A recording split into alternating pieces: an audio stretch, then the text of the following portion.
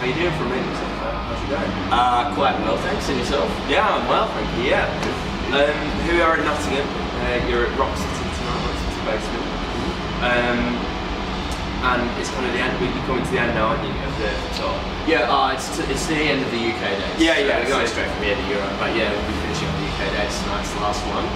I think I've played Nottingham once before, back in 2013, and I'm pretty excited to be playing it tonight because back then I did not realise that I'm half English and the entire English side of my family all come from Nottingham. Oh really? Yeah. Wow. It's cool. I've got some relatives coming out, and the family has sort of reconvened and all found each other again and stuff. So it's cool. That's interesting. And so the UK's been good so far? Yeah. Show's been rad. London was great. That was a sold out show. It was such good energy. Leeds was fantastic. Last night at Bristol was great. Brighton was awesome. Glasgow was sick. All the shows have been really good in the UK, which is I guess a little bit surprising for us. We didn't think we had such a following over here, but people seem to have got a bit of a die-hard fan base over here, which is cool. Well, that's the thing, because you're an Australian band, aren't you? And you've had notable success in Australia, really. How does it feel when you see people from? I mean, we're quite literally the other side of the world from Australia. So what's it like when you see people from the UK sort of kind of, I guess, just like just getting into it and like, oh shit, people know these songs and people are dancing along to this. Is that? It's a really tricky thing to get used to. Just when you see people, I guess, yelling my lyrics back at me and things like that, and just fully getting into it. Some of these people are just up the front and they're singing along to every word, and it's pretty crazy. It's a bit of a spin out. At the same time, it worked pretty hard, sort of thing. We've been going. Well, I've been in the band 9 years now, so that's we've been doing a lot of grinding. This is, I think, our 4th or 5th time I think it's our 4th UK tour in total. So we've done the groundwork. So I mean, we'd be a bit upset if it didn't start to catch on by now. Sort of thing, I guess we'll just call it. And you've just this year you've released the new album as well. Is that kind of? Do you feel that's gone well? Well, it's obviously. I mean, with every album you do, it gets mixed responses, but I think the general consensus has been a very positive one. It's definitely very different to our first album, Never Bloom, where there was a lot of blast beats and black metal influence and that sort of thing. With this one, we're doing something a bit different. It's a bit proggier, proggy metalcore, with some other tinges of, I don't know, other stuff anyway, genres outside of metal, basically. I think the general consensus has been that people are enjoying it. We've seen a lot of new faces on this tour, new fans that we've seemed to have picked up with it. I'd say it's been a positive one for sure. It's definitely my favourite of the bunch. I enjoy performing those songs the most, but that could also be because they're the freshest. You get sick of playing the older ones. Yeah. But before you release the album, is there still the kind of pressure that once you get to a certain amount of albums, is it kind of worrying that it might not have the longevity, or sort of it won't keep up and people will kind of get a bit bored? And you say if things are things have changed in the music, then people sort of fans from earlier on in the beginning are kind of or do you just kind of write music and then hope that it's received well? Is there that kind of worry before you release the music? Yeah, there's always that. That's always a concern, but I actively listen to a lot of music. I guess I think that I would be I don't know. I'm super picky about it, and I guess if it sounds good to me and I'm happy with it, then I'm happy to show other people. And if other people don't like it, well, that's fine. But I really like it, so it's something I can stand behind. Mm-hmm. You know what I mean?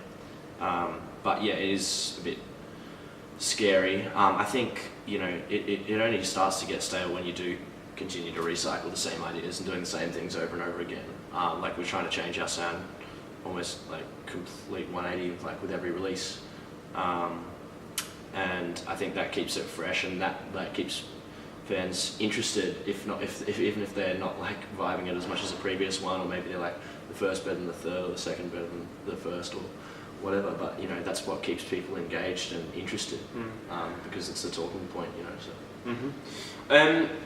what's next then? Because obviously, so you finished the UK, you're about to head into Europe.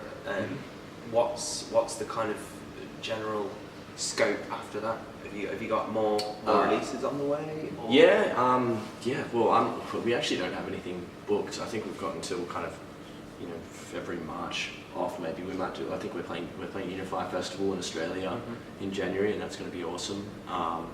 Parkway Drive are doing their 10-year anniversary of Horizons, playing that album front to back, I'm pretty sure, so that'll be pretty awesome to see at that festival. But yeah, apart from that, we're pretty much going to take some time off, which would be nice because it's been quite a busy year for us, and being away from home so much. So yeah, going to be off till about March, and then I guess we'll be picking up and starting to, as it's creeping into summer, like doing more international tours, like hitting the States and hitting over here and stuff. But I think we're definitely going to be taking that time also to like work on new material and send ideas back and forth and see how much we can sort of put together, for sure. Just to always chipping away at it, you know. But it's not like we're going to be, you know, really honing in on studio time or anything. Just, you know, it's good to get a head start. I think so. And is there always bits and bobs going on, sort of like, so even now, you know, whilst you've got a bit of free time, are you writing away, and like is there kind of ideas developing, or is it just kind of like, okay, so when we get to the studio we'll focus on that now, or is there always bits and bobs kind of?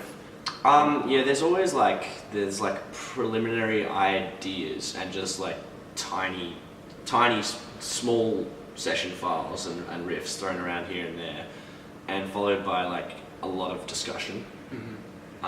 Because that's kind of the most important thing, and also I think it's important to like let the previous album that you've done kind of sink in with ourselves, you know, and sort of see what was good, what was bad, what was working, what wasn't, what was good about previous releases and what was bad about them, and just really kind of like take that time to sort of, you know,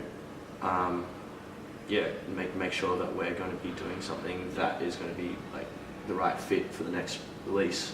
And a lot of that just comes down to, I think, like communication between the members and what everyone wants to do and what everyone doesn't. So yeah, some preliminary ideas and riffs and stuff, followed by a lot of discussion, pretty much.